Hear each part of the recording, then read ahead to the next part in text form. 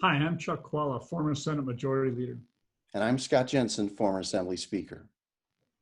We're the insiders. So, Scott, we've got a lot going on here. What's your take about the implications of the conventions, et cetera, everything else? Where do you see the fall elections going?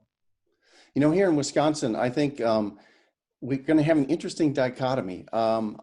Because of what seats are up, I actually think in the state Senate, the Republicans are going to be on the offense in a year in which the Republicans in the state assembly are probably going to be on the defense.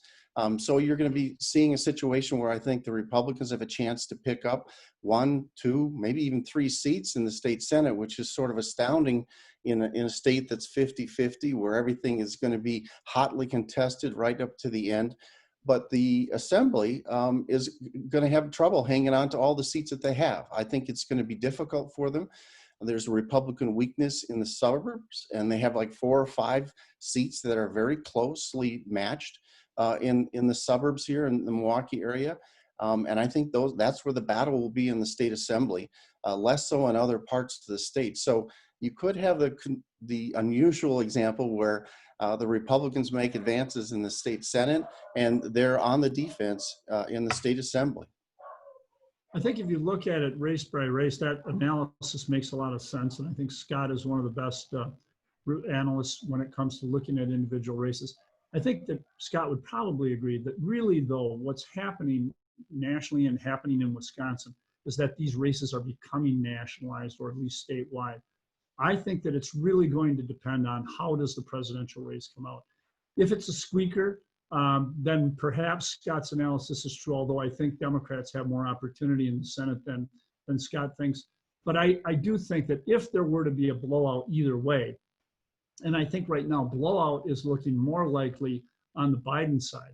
If that were to happen, then I think you could see Democrats holding their ground in the Senate and perhaps picking up a seat and doing a pretty good job in the Assembly of picking up a lot of seats. But at the end of the day, there's no way that either the Senate or the Assembly will go to a Democratic majority because it has been so viciously gerrymandered by Republicans, and they're planning to do that again by going to the Republican Wisconsin Supreme Court. But I think Scott's analysis, if it's a close race, it could happen that way. But I do think that one thing that has happened is Democrats are generally at a pretty big financial disadvantage in legislative races. I think that the state party is focused on that this year because they don't have a U.S. Senate race. And I think there is a chance that Democrats in the Senate could actually do quite well, even in a closer environment, because they'll be more competitive. I think you're right that the national race will affect the state legislative races quite a bit here. If it's close, if the president's within 3-5 points of where Joe Biden is, then I think the Republicans will advance in the state Senate, and they'll hang on to most of what they have in the state assembly.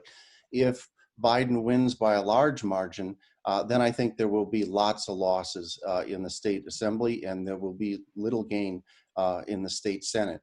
So a lot, again, is really hanging on what happens in the presidential race, and where Wisconsin is clearly the center of gravity in the country.